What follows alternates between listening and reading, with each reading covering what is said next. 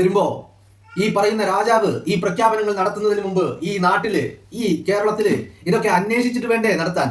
രാജാവ് അത്തരത്തിൽ പച്ചനുണ വിളിച്ചു പറയുമ്പോ അല്ല, അങ്ങനെയല്ല, ഇവിടെ ആ ആളുകളുണ്ട്, അതിദരിദ്രരുണ്ട്, ഉടുതുണിക്ക് മറുപടിയില്ലാത്തവരുണ്ട്, ഒരു നേരത്തെ ഭക്ഷണത്തിന് വകയില്ലാത്തവരുണ്ട്, കയറി കിടക്കാൻ ഇടമില്ലാത്തവരുണ്ട്, ബാത്റൂമിൽ പോകാൻ സൗകര്യമില്ലാത്ത ആളുകൾ നമ്മുടെ നാട്ടിലുണ്ട് എന്ന് വിളിച്ചു പറയുമ്പോ അത് രാജാവിന്റെ പ്രശ്നമല്ല, നിന്റെ പ്രശ്നമാണ്, വിളിച്ചു പറയുന്നവന്റേതാണ് അത് കുഴപ്പം, നിന്റെ കഴിവുകേടാണെന്ന് പറയുന്ന അടിമകൾ. ഈ അടിമകളോട് ഞാനൊരു കാര്യം പറയട്ടെ.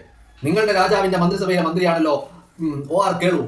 മാനന്തവാടിയിലെ MLA ആണ്.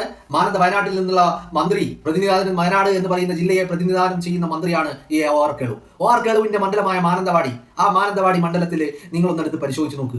പിന്നോക്ക ക്ഷേമ വകുപ്പ് മന്ത്രിയാണല്ലോ ഈ പറയുന്ന OR കേളു. ഈ OR കേളുവിന്റെ മണ്ഡലമായ മാനന്തവാടിയിൽ നിങ്ങളൊന്ന് പോയി പരിശോധിക്കുക. അവിടെ നിങ്ങൾക്ക് ഈ പറയുന്ന ആയിരക്കണക്കിന് ആളുകളെ നിങ്ങൾക്ക് കാണാൻ കഴിയും. ആയിരക്കണക്കിന് ആളുകൾ തിരുനെല്ലി, കാട്ടിക്കുളം എന്ന് തുടങ്ങി ഇങ്ങോട്ട് വന്ന് കഴിഞ്ഞ് മാനന്തവാടി, ഈ പറയുന്ന വാളാട്, പേരിയ, കൽപ്പ, ഈ പറയുന്ന ഈ സ്ഥലങ്ങളൊക്കെ എടുത്തൊന്ന് പരിശോധിച്ച് നോക്കിക്കഴിഞ്ഞാൽ ഈ പറയുന്ന അന്തംഗമ്യ അടിമകൾക്ക് മനസ്സിലാവും. അപ്പോൾ നിങ്ങളത് ഈ പറയുന്ന സർക്കാരിന്റെ സിസ്റ്റത്തിന്റെ വീഴ്ചയല്ലേ, ഈ പറയുന്ന രാജാവിന്റെ വീഴ്ചയല്ലേ? അപ്പോൾ ഇത്തരത്തിൽ നിങ്ങളുടെ വീഴ്ചകൾ ചൂണ്ടിക്കാണിക്കുന്നവന്റെ മേളിൽ അവന്റെ തലയിലെല്ലാം കെട്ടിവെക്കാൻ ശ്രമിക്കുന്ന അടിമകള്